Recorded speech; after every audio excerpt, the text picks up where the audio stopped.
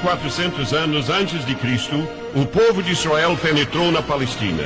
Josué, seu general, iniciou uma campanha militar que visava desalojar os habitantes da terra. Uma das batalhas deu-se no vale de Ajalon e nos altos de Bet-Horon, ao noroeste de Jerusalém. A batalha foi travada contra os exércitos de 5 reis cananeus. Em razão do sensualismo desenfreado, o homossexualismo abertamente praticado, a feitiçaria, a invocação dos mortos e demais cultos diabólicos em Canaã, Deus usaria Josué como instrumento de juízo contra essas impiedades ali reinantes. Na dura peleja nas escarpas da divisa montanhosa, os cananeus já fugiam morro abaixo diante de Israel, quando aconteceu um grande milagre. Deus fez cair sobre os inimigos grandes pedras de gelo de até 1 quilo. Morreu maior número pelas pedras do que pela espada.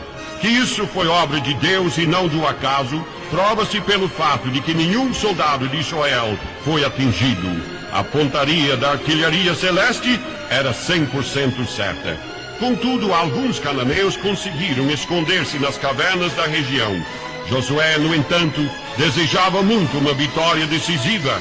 Olhando o sol, percebeu que o tempo encurtava, pois já era meio-dia. Foi quando lhe veio uma ideia que só ele, em toda a história, conseguiu executar.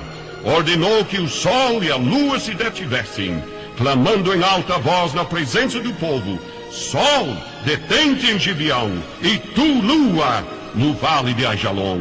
Está registrado que o sol se deteve, e a lua parou, até que o povo se vingou de seus inimigos. O sol se deteve no meio do céu, e não se apressou a pôr-se quase um dia inteiro.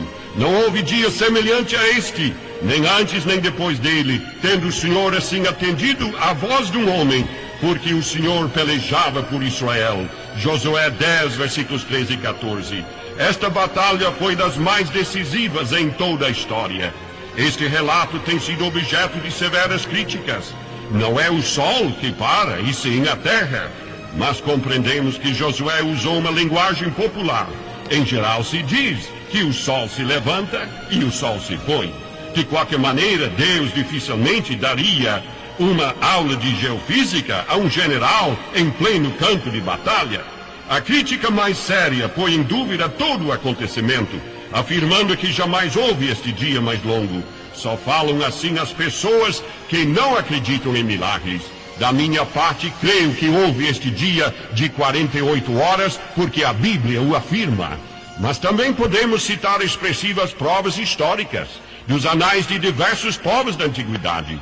Heródoto, grego e pai da história, 400 anos antes de Cristo, relatou que os sacerdotes do antigo Egito mostraram-lhe um registro antiquíssimo referente a um dia mais longo que os demais.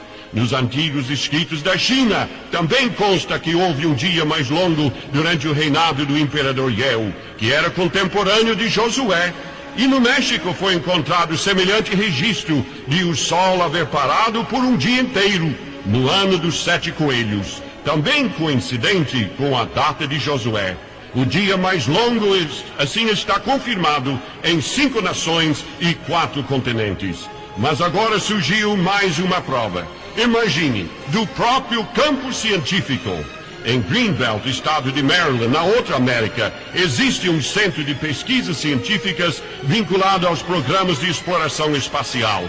Esses cientistas executam importantes trabalhos por meio de computadores eletrônicos. Um desses, o Sr. Haroldo Hill, consultor de projetos espaciais da NASA, relata como, certo dia, seus colegas verificavam pelos computadores a posição dos astros, do Sol, da Lua e dos planetas de hoje a 100 anos e 1000 anos, em preparação para os voos do programa espacial Apollo.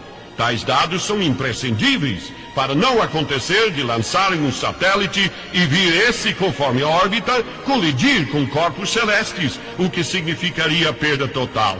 Estavam manejando o computador, medindo o tempo, avançando, recuando, pelos séculos e milênios adentro, quando de repente o computador parou de funcionar, indicando que algo estava errado. Podia ser um erro nos dados introduzidos no aparelho ou nos fornecidos, comparados com os existentes. O Departamento de Assistência Técnica examinou o aparelho e afirmou: O aparelho está perfeito. O chefe de operações perguntou: "Que está havendo então?" A verdade é que acabamos de verificar que está faltando um dia no espaço no decorrer do tempo. Os membros da equipe coçaram a cabeça. Não havia explicação para o enigma. Um evangélico, membro da equipe de técnicos, então disse: "Certa vez na escola dominical, ouvi falar que o sol parou um dia." Os colegas, embora muito céticos, pediram-lhe que lesse a passagem. Ele lhes mostrou Josué capítulo 10, que diz: "O sol deteve-se, a lua parou, e não se apressaram a se pôr por quase um dia todo." É esse dia que está faltando, disseram os técnicos espaciais.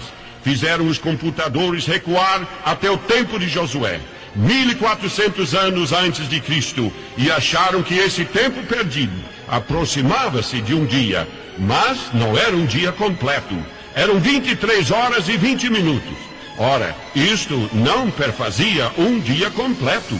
Examinando novamente o texto bíblico, descobriram que a Bíblia dizia quase um dia. A Bíblia estava certa.